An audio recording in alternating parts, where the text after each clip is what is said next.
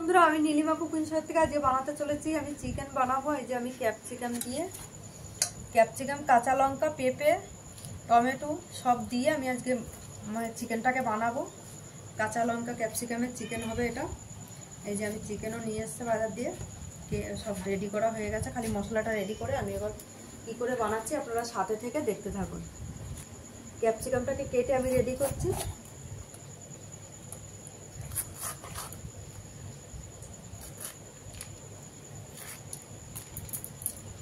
এই যে আমি এইভাবে কেটে ক্যাপসিকাম দুটোকে আমি রেডি করব। ক্যাপসিকামটা কেটে 4টে টুকরো করছি।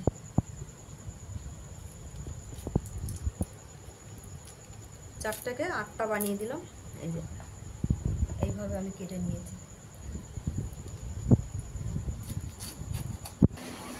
দেখুন বন্ধুরা, আমার মিমি কেমনি ঘুমাচ্ছে। দেখো ও কেমনি জমিদার, বাড়িতে কেমনি উল্টে ঘুমায়। বকা দিলে এরকম করে থাকবে। বসিয়ে দিলাম কড়াই, গ্যাস ধরিয়েও দিলাম, দিয়ে দিচ্ছি পরিমাণ মতন তেল। তেলটা গরম হওয়ার অপেক্ষা। এখন গরম হয়ে গেছে, আমি তেজপাতা দিয়ে দিলাম। দিয়ে দিচ্ছি প্রথমে আলুটাকে, একটু আলুটা 6 পিস মতন আলু দিয়ে দিলাম। আমার ছেলে একটু আলু খোঁজে, ওর জন্য আলু দিলাম।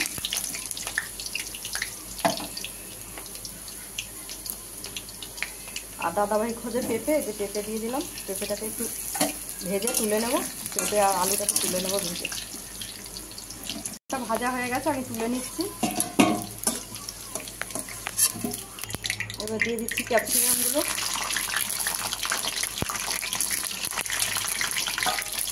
ক্যাপসিকামগুলো ভেজে তুলে নেব। ক্যাপসিকামটাও ভাজা, আমি তুলে রাখছি ক্যাপসিকামটা। এখন দিয়ে দিচ্ছি পেঁয়াজ কুচিগুলো। আগে পেঁয়াজ কুচিগুলো একটু ভাজা ভাজা হোক।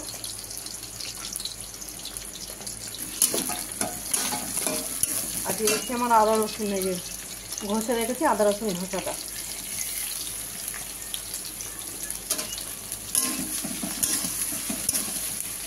কেটে রাখা কাঁচা লঙ্কাগুলো দিয়ে দিলাম, টমেটোগুলো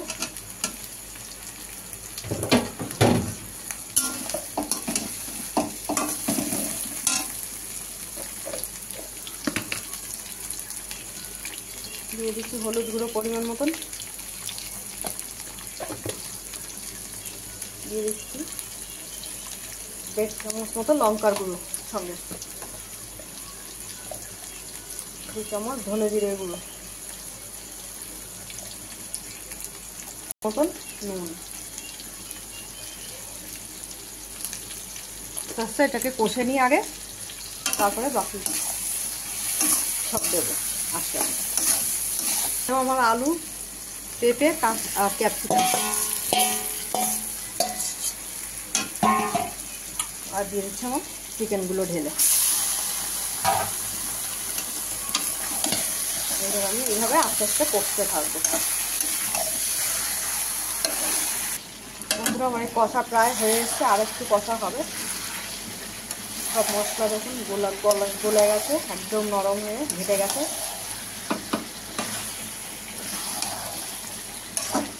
আর একটু কষা হলে আমি জল দিয়ে দেবো।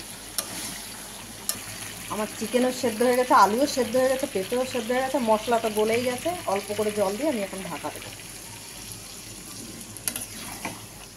খুব বেশি পাতলা ঝোল করবো না।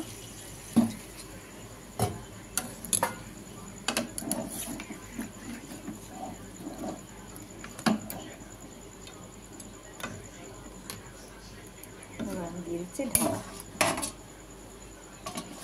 বন্ধুরা, এবার আমি বন্ধ করে দিচ্ছি গ্যাস।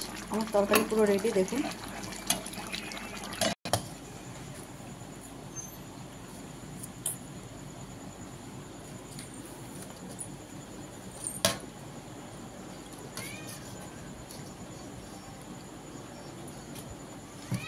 দেখুন বন্ধুরা, তরকারি কালারটা দেখলেই এমনি খেতে ইচ্ছা হচ্ছে।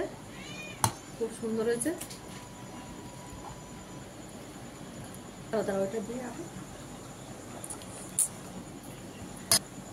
দেখুন বন্ধুরা, আপনাদের ভালো লাগলে আপনারা এইভাবে বানিয়ে খেয়ে ট্রাই করে দেখতে পারেন। আর নীলিমা কুকিং শোটিকে আপনারা সাবস্ক্রাইব, লাইক, কমেন্ট, শেয়ার করে নেবেন। আর ফেসবুকের বন্ধুরা আপনারাও লাইক, কমেন্ট, শেয়ার করে নেবেন।